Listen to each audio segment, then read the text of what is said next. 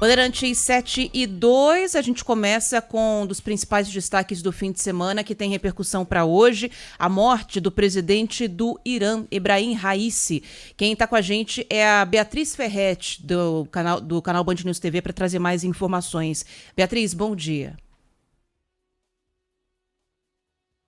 Aos ouvintes, a morte de Ebrahim Raisi foi confirmada durante a madrugada, aqui pelo horário de Brasília, cerca de 12 horas depois das buscas pelo helicóptero onde o presidente iraniano estava. 9 pessoas estavam a bordo e, além de Raisi, também o ministro das Relações Exteriores do país, que acabou morrendo. Aliás, não houve sobreviventes. A comissão, e o presidente, todas as pessoas que estavam a bordo, participavam da inauguração de uma barragem na fronteira entre o Irã e o Azerbaijão. E eles voltavam para Teherã quando houve a queda do helicóptero. As causas ainda estão sendo investigadas, mas a mídia estatal iraniana trata o caso como acidente. Havia muita neblina, mau tempo no local. A queda aconteceu numa região montanhosa, cerca de 600 quilômetros da capital, Teherã, e, como eu disse, tudo sendo investigado ainda. O presidente do Irã tinha 63 anos de idade, ele foi eleito em 2021 para um mandato que ia até o ano que vem. Era uma figura controversa na década de 1980, teve o nome atrelado à morte de mais de 5 mil ativistas que eram contrários ao regime iraniano. Antes de se tornar presidente, ele foi membro do Poder Judiciário, tinha, assim como a posição do próprio regime, do governo iraniano, os Estados Unidos como principal inimigo e, em segundo lugar, Israel.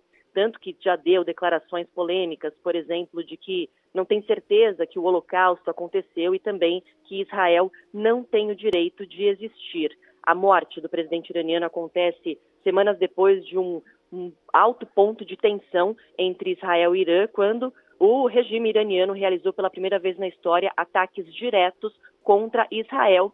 Isso em resposta a bombardeios que aconteceram anteriormente de Israel contra um consulado iraniano na Síria, que acabou matando 7 pessoas, incluindo membros da Guarda Revolucionária do país, que é um braço poderoso militar do governo iraniano. Apesar dessa situação em particular com Israel, não houve nenhum tipo de menção ou acusação de que o governo israelense poderia estar por trás da queda do helicóptero, porque, como eu disse, a imprensa iraniana trata esse caso como um acidente. O Ayatollah Ali Khamenei, que é o líder supremo do Irã, declarou um luto oficial no país de 5 dias e o governo também já cancelou todas as atividades culturais e artísticas no país por 7 dias.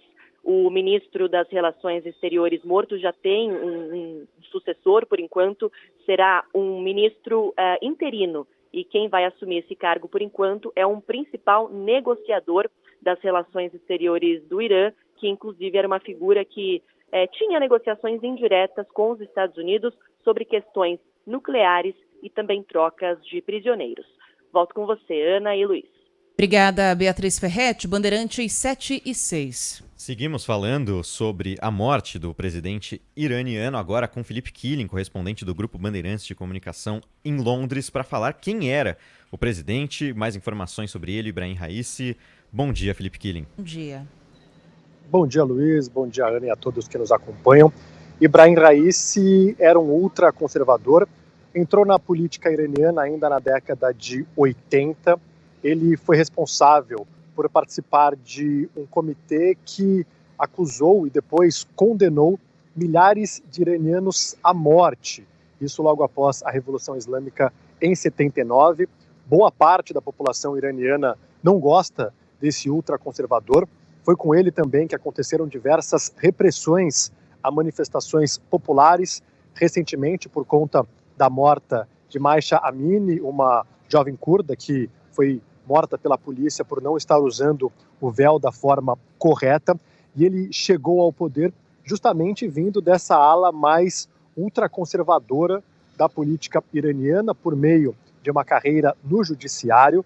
Ele tinha 63 anos e era apontado como um possível sucessor do líder supremo, Ayatollah Ali Khamenei. Ele é um cara que continuava com uma política muito linha dura, e a gente não deve ter uma mudança muito significativa na política externa do Irã, porque a principal figura de poder no país é o líder supremo, Ali Khamenei.